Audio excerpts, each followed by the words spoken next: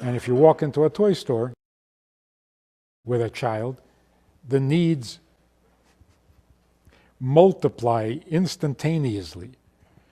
He needs everything he sees. So there's no pleasure. A person who becomes a little wiser, a little more mature, starts whittling away. Maybe I don't really need that. And maybe I don't need this. Maybe I don't need much. And then the pleasure is increased.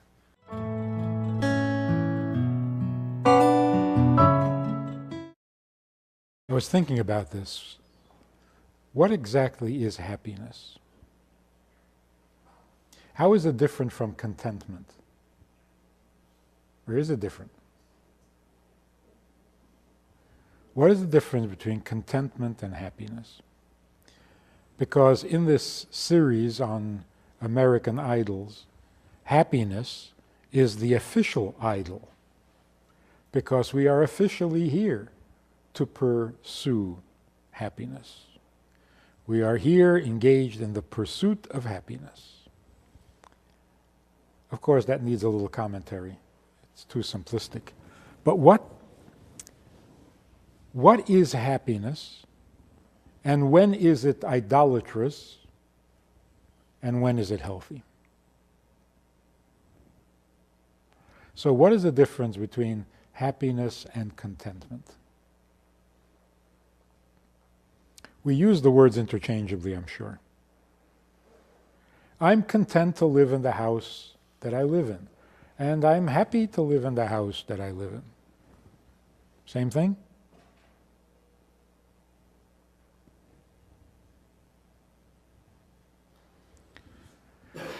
Let's work on this definition. Contentment means I don't have what I need, I don't have what I want, but there's a method. If I work hard, I can get there. So I am content to do my job, which will bring me the things I need or want. So contentment doesn't mean retirement. Doesn't mean I have everything I need, I've got nothing more to do with my life. So it could be that you're working very hard. It could be that you're even stressed, but you're content. Contentment would mean I am accepting of my burden. I have a difficult job. It's sometimes stressful, it's sometimes exhausting, takes all my time, but I'm content because I accept it and I'm willing to do it. The person who objects to their work or to their job, that's a lack of contentment. If you don't want to be doing what you're doing, that's a lack of contentment. So contentment would mean, or in some way, be related to maturity. There's a certain maturity that says, this is what I have to do, then I'm willing to do it. If this is my job, you're in the army, then you follow the rules and you become a good soldier. You don't want to be in the army? Well, but you are. So maturity, a little wisdom would say, if this is what you are, and this is where you are, and this is what you need to do, well then be content to do the best you can do at this job. Immaturity, I don't want to, but I don't want to be here, but I don't like doing this. It's a little immature. But what is happiness? I think it's different. It's a different experience than contentment. So let's take a look at what happiness is supposed to be, and then it'll be easier to see how it's misused when it becomes the idol. One of the things about idolatry, and there are many aspects as we're covering it in this series, there's the fact that it's false. A false god is an idol. There's the fact that it is helpless. It never produces what it promises. And there's the fact that it can't even help itself. How can it help you? But there's another thing about idolatry. Idolatry isn't only a rejection of God or of the oneness of God.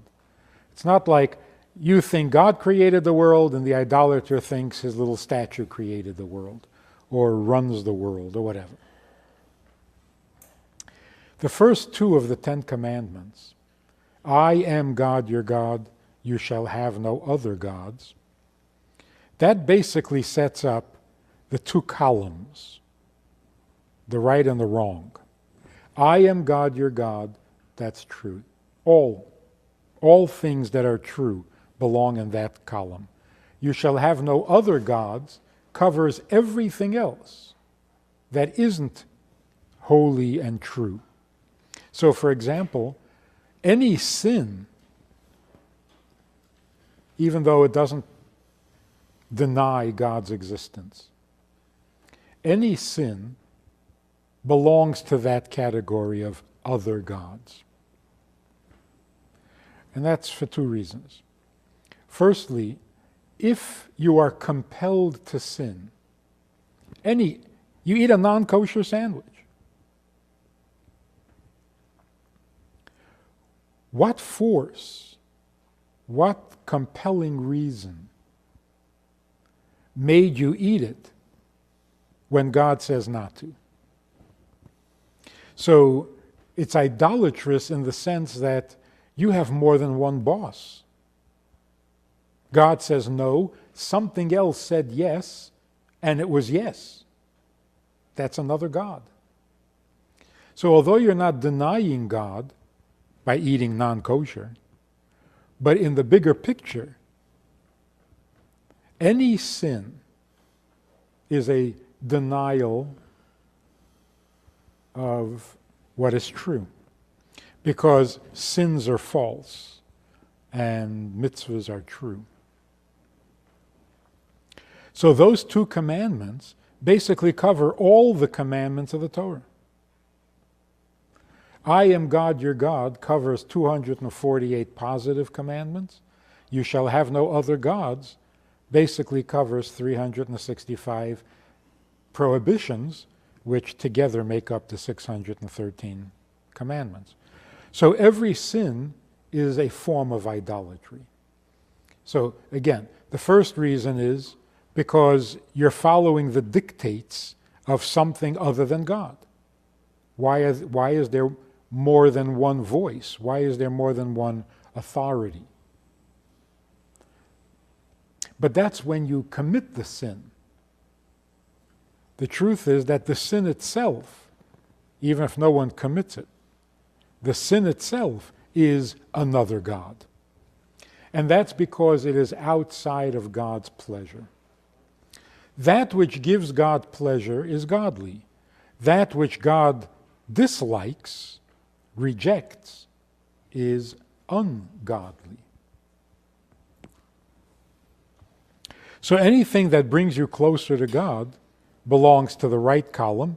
Anything that distances you, that alienates you from God, that puts distance between you and God, belongs to the negative column. And in a generic sense, that would be called idolatry. So, happiness seems a little outside or beyond the pale of holy or unholy. Is there a commandment to be happy? Is happiness godly and sadness is ungodly? Is happiness a mitzvah, sadness a sin? So why would this even be an issue? People want to be happy, fine, go for it. You worship happiness? Who cares? I mean, happiness is not a moral issue, it would seem. So if you want to be happy, go ahead. You want to worship happiness? You want to devote your life to pursuing happiness? What's wrong? And if you're not happy, Okay, so you're not happy. You're entitled to your misery too. Where's the moral issue here? How is this even a question of holy or unholy, godly or ungodly? What exactly is happiness? Now, in Torah, in Jewish life, simcha is not a particular individual mitzvah. It's not one of the 613. But it is a moral condition, whereas sadness is an immoral condition. Primarily because godliness, morality, is pro-life. I don't mean it in... Life is godly. Death is ungodly. Life serves God's purpose. Death does not. Or not directly, anyway. And therefore, joy is alive. It therefore belongs to the right column, to the godly. Sadness is lifeless. It therefore belongs to the ungodly column, even though there is no particular commandment forbidding sadness. So in a general sense, when God says, I place before you a choice between life and death, choose life means be happy, don't be sad. It doesn't, choose life doesn't mean don't kill yourself.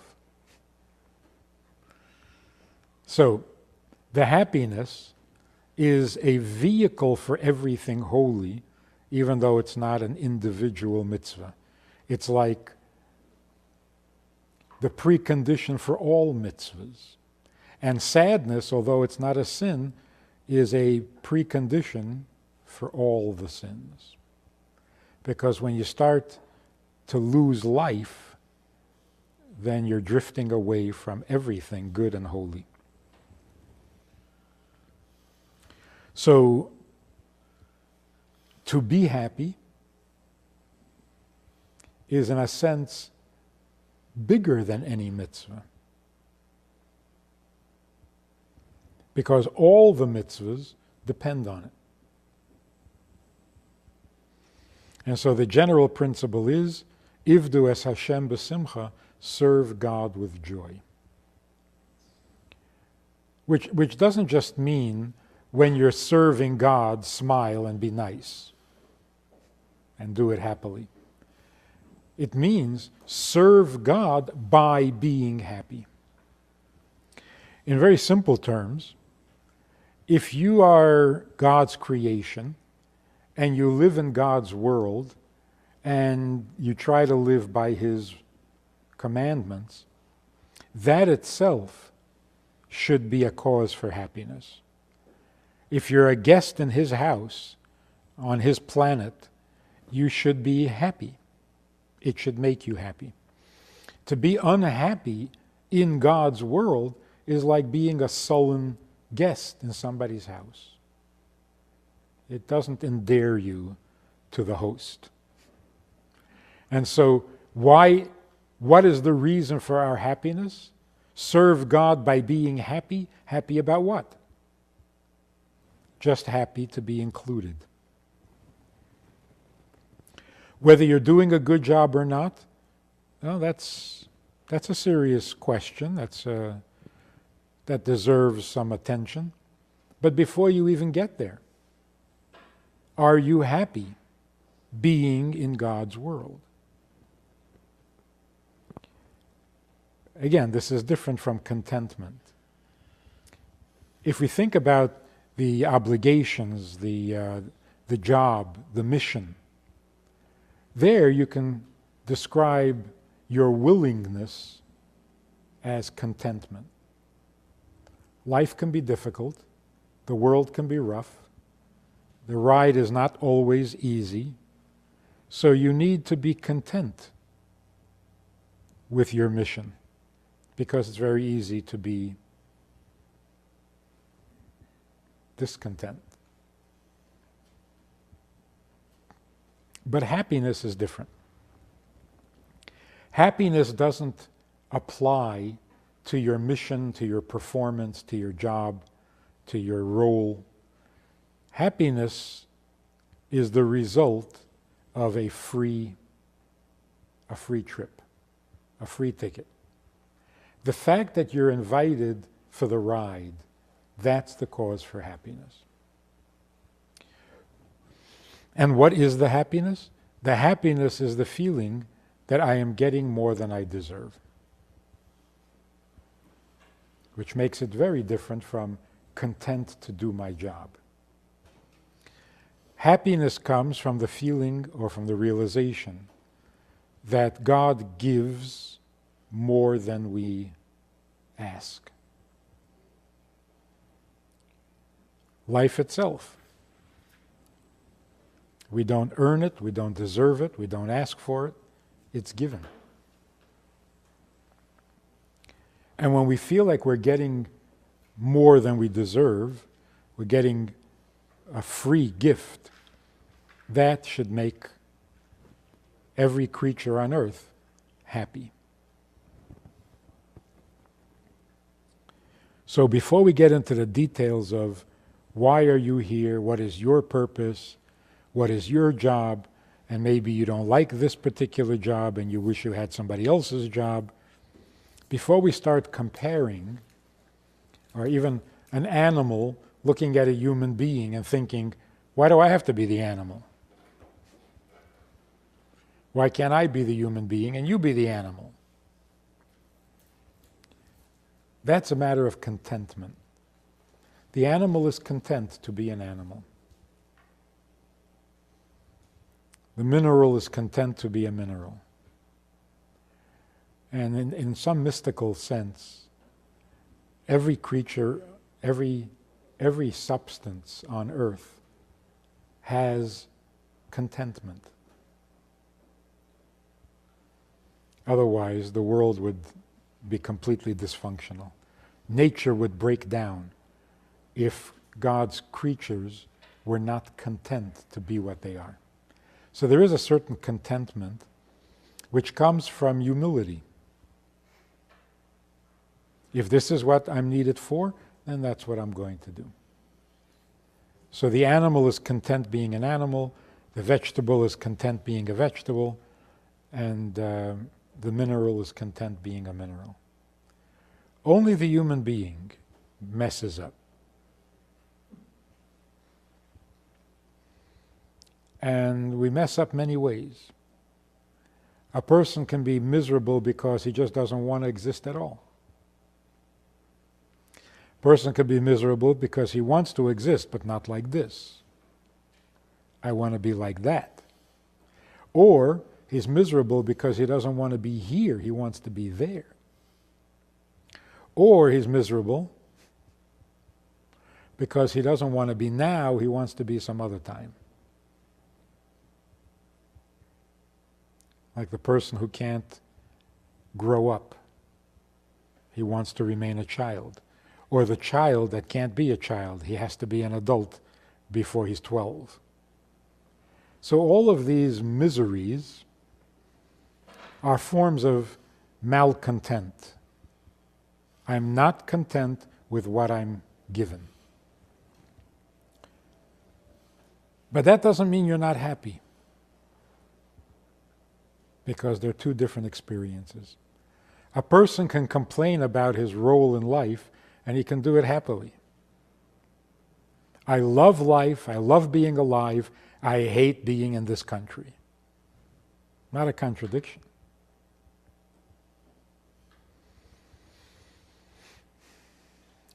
People who have problems, even serious, legitimate problems, are not necessarily unhappy, although they're not content. So Tevye, who complains, would it spoil some vast eternal plan if I were a wealthy man? He's not content with his poverty, but he loves life. I think that's what makes him so endearing. He's a lovable guy because he loves life, and part of it is he loves to complain. So being discontent doesn't mean you're not happy. And it's an important distinction, because every person who is not content with what he has will become suicidal. Wouldn't leave too many people alive. If every time we were not content, we were also unhappy, we would be a very sick society. We are happy even when we're not content. Now, we should be content, but that's a different story. Happiness, therefore, means glad to be alive. Why are you glad to be alive? Because it's for free. It's a gift. The greater the gift, and the greater the undeservedness, the greater the happiness. So if a person thinks, I'm not doing such a good job at my mission, my purpose, I'm failing, I'm sinning, I'm destroying everything in my path, what is there to be happy about? If that was true, then you have more reason to be happy than the average guy. Because the happiness comes from the fact that you're given life, not just once when you're born, but every day, every moment of the day. You are given life, and you really don't deserve it. I mean, nobody deserves life. But you really don't deserve it because you're so bad. So the worse you get, the happier you better be.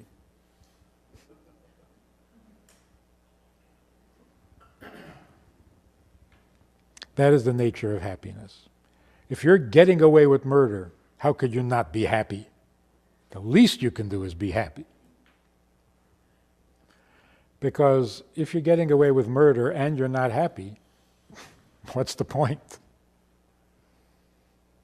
Where's the fun in that? The fun in getting away with a sin is that you continue to get life for free, even though you know that you don't deserve it. That's the fun of it. So serving God with joy means serve God by being happy. Because to be happy in God's world, to be happy to be included in His creation, that itself serves God. That itself is a godly state of mind. Now, when does happiness become ungodly?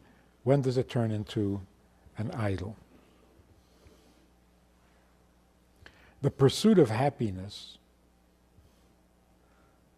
almost implies that life itself is nothing to celebrate. You pursue happiness. Why do you pursue happiness? Where do you pursue happiness? Where are the hunting grounds? Where does one need to look to find happiness? If there's a specific way in a particular place where happiness resides, then you are an unhappy person. To make happiness a pursuit suggests that just living and breathing is no reason to be happy.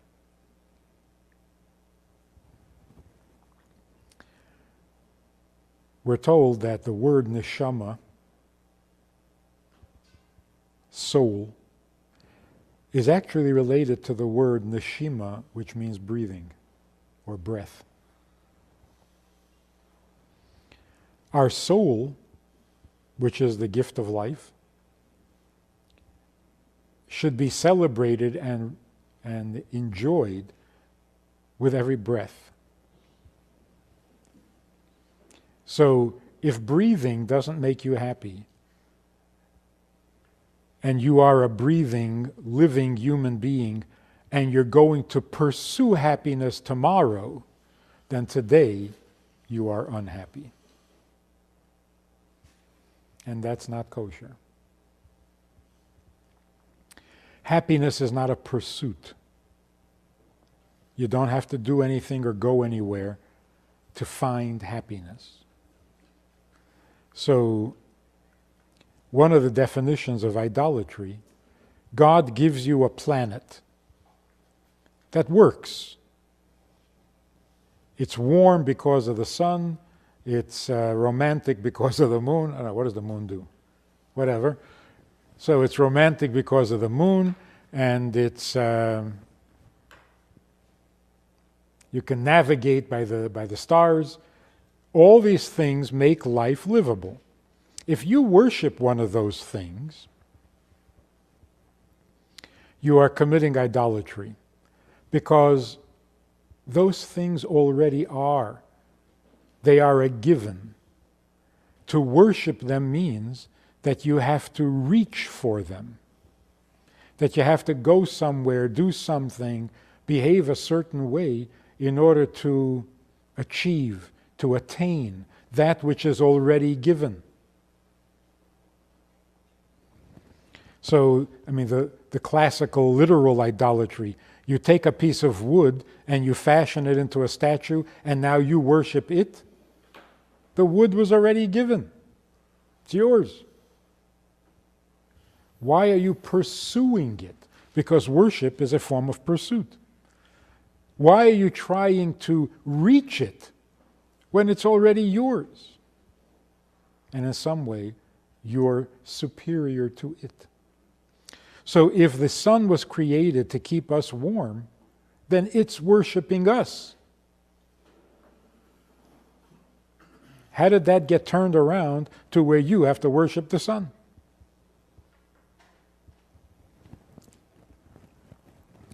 Life is given. The suggestion that you have to pursue happiness is idolatrous. Why are you glorifying a given, a simple fact? So, a spontaneous joy like children's happiness. A normal, healthy child is happy. What is he happy about? What's he got to show for himself? Nothing. Happiness doesn't mean I've achieved. Happiness means I'm getting life for free. So, let's party. Let's enjoy. So children's happiness is probably the purest, the most innocent, correct form of happiness, because they're happy about nothing. And that's the right way. Or they're just happy about life, just about being. So we have blessings and we have prayers where we thank God and we praise God and we compliment Him for making bread come out of the earth and for doing marvelous things with nature when we see a shooting star or thunder and lightning. Those are the details. Before you eat, you're going to enjoy the food. You make a blessing. You thank God. Those are the details. The generic background for it all is life itself. If having a good meal is a pleasure, then what is life itself?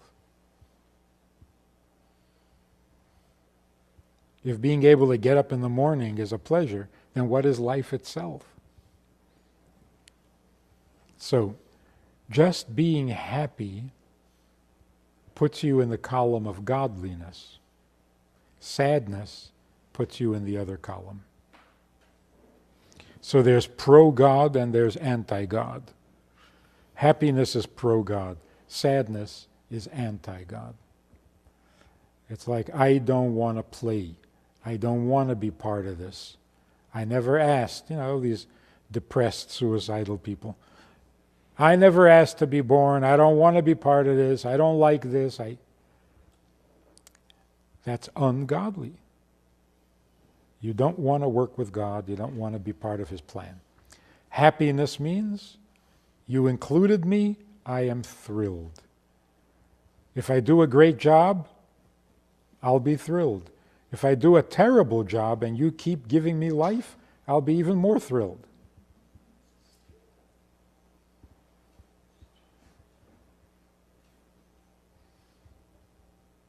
Before we had Beis Chana,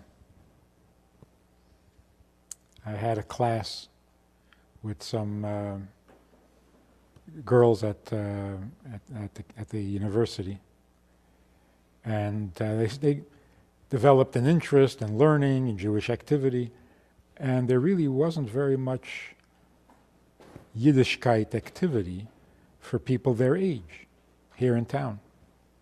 This was back in the early 70s. So we got into a car and we drove to Detroit, the nearest girls' camp, just to see how religious girls enjoy their summers.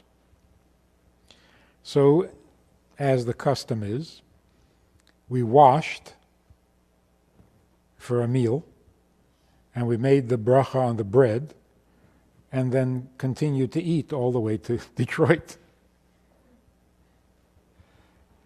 One of the girls who had just started to study and started to observe, at some point along the trip she said, we really should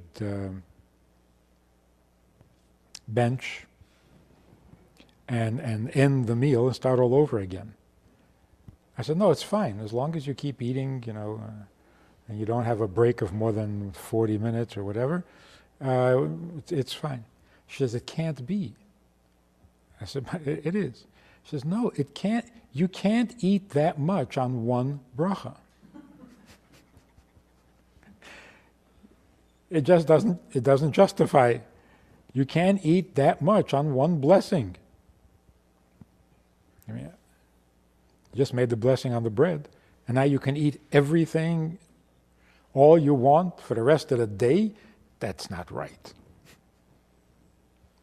So, the individual particular pleasures, you're going to eat this food or that food, each one has a blessing. But if you don't enjoy life itself, what meaning does a blessing over an apple have? You don't even like life itself. And you're thanking God for an apple? Maybe you shouldn't even be allowed to eat an apple. Which wouldn't be a bad idea. Anybody in a bad mood is not allowed to eat. That'll cure people. I'll put them in a good mood quickly. So, happiness means simply the appreciation, the gladness, the rejoicing in being included. Just the fact that you're part of the plan. The rest is commentary, but important commentary. So the pursuit of happiness means life itself is not good enough. I'm going to find something to make it good. That's not godly. Being in God's presence, being in God's world, being included in His plan doesn't need any more justification. That itself should make us happy. Now, happiness is very different from pleasure, because originally, it seems, people came to this country in the pursuit of happiness. Somewhere along the line, it changed. We don't want to be happy. We want pleasure. We don't want to be happy people. We want to indulge in pleasures.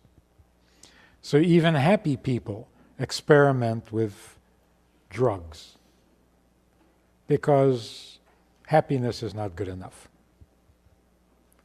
We need a rush of pleasure. We won't even get into that. The pursuit of pleasure, that's definitely an idol, because it has all the faults of an idol. It's never what you think it's going to be. It does not make you healthier, stronger, better. In fact, it depletes you. You become dependent on it. You become a slave.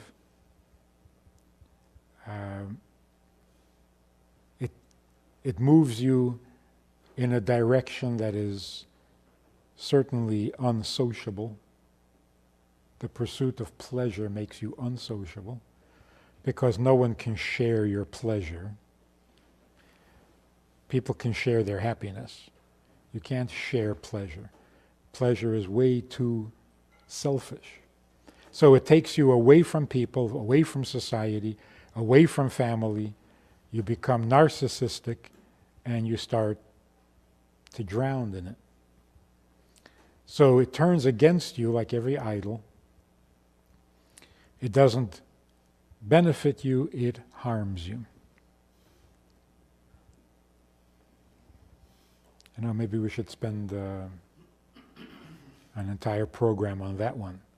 But I think it's so obvious, it's so blatant. Pursuit of happiness at least has some virtue to it. Pursuit of pleasure is hedonism undisguised. So, pleasure and happiness are not the same thing. Just a thought on the positive side of pleasure. The positive side of pleasure is when you have more than you need. Happiness is when you have more than you deserve. Pleasure is when you have more than you need. Like, for example, you sit down to a meal, you need to eat, you're hungry. And the staples, the bread and butter, the meat and the potatoes, that's what you need. Once you've had the meat and potatoes, then you have dessert. Now, what's the dessert for? You're not hungry anymore, because if you are, you should have some more meat and potatoes. You're not hungry anymore, but you're going to have dessert. The dessert is there strictly for the pleasure of it, because you no longer need to eat. You're not hungry anymore. So when you have more than you need, that's pleasure. You've got a comfortable bank account for all your needs. That's comfortable. When you have a bank account that is way more than you're going to need, that's a pleasure. So wealth is pleasure. Wealth means not that I have a lot, because maybe I need a lot. Wealth means I have more than I need. Now, of course, it's always a judgment call. How much do you need? In the good old days, righteous people would never allow money to sit in their house overnight. They would give it away. Because if I'm not spending it, then I don't need it. If I don't need it, then someone else should get it. People less virtuous would say, well, I don't need it right now, but I'm going to need it tomorrow. So I do need it. Well, maybe not tomorrow, maybe next week. So I do need it. Okay, not next week. A rainy day. Some rainy day I might need it, so I need it.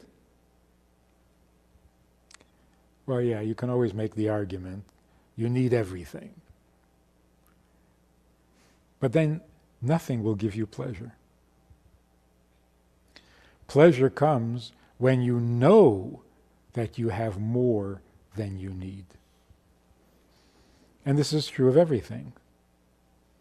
You have more love than you need. You have more food than you need. You have more money than you need. You have more space than you need. That's pleasure.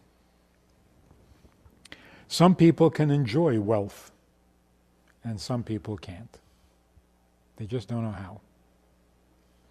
If I have it, I must need it. And if I need it, then what's the pleasure? So they ruin it. Pleasure means the feeling you get when you have more than you need.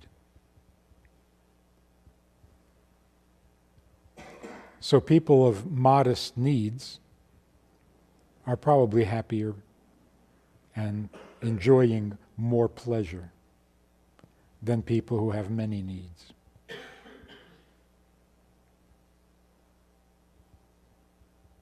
A little wisdom, a little maturity cuts your needs down dramatically.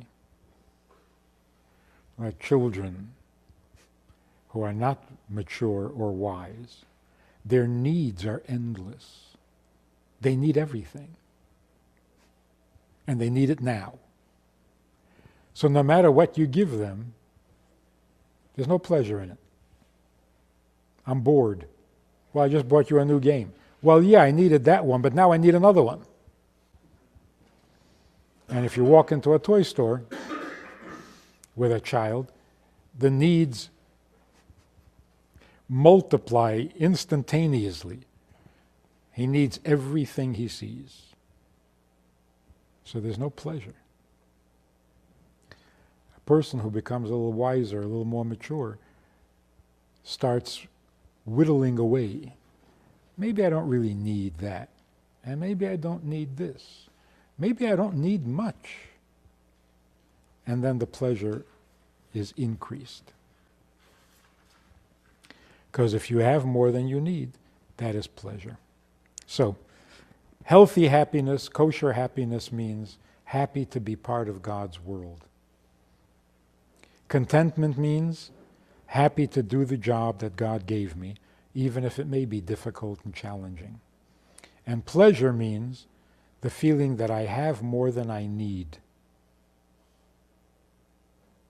I am rich. Again, that can be in anything. I have more friends. I have more family. Some people get by on a very limited nuclear family. I have extended family. I have more than I need. So, serve God with joy means you don't have to pursue happiness. That would make it an idol. You just have to rejoice in the gift that we have.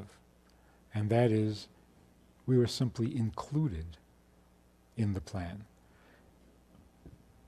Just for being invited, you should be happy. In the negative, the Gemara says that the threat of genocide in the days of Purim, where Haman was planning to do some nasty things, the Gemara says, what did the Jews of that generation do to deserve the threat? And the Gemara says, it's because they enjoyed the party that the king made, which we read right at the beginning of the Megillah. The king made a big party and invited everybody, including the Jews. And they enjoyed it. And for that, they deserved the threat of annihilation. What is the sin of enjoying a party?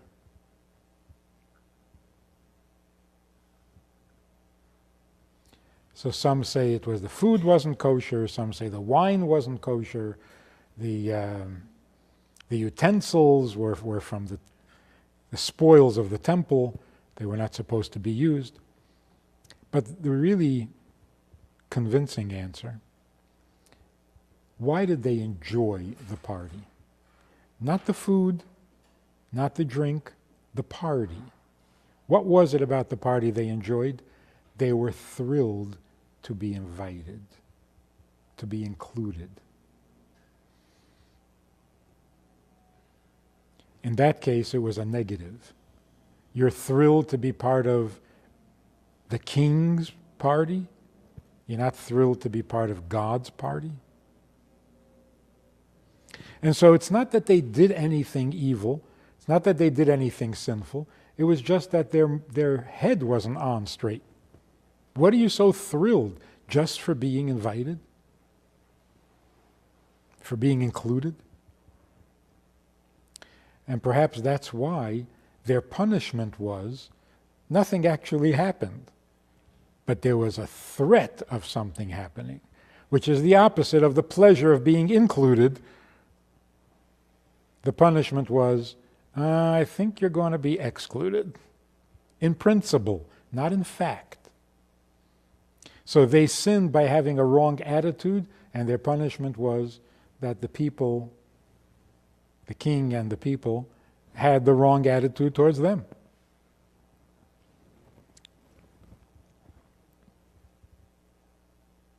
So, if it's wrong to rejoice in being included in unholy events, or even just human events, it is certainly godly to be thrilled and happy to be included in godly events.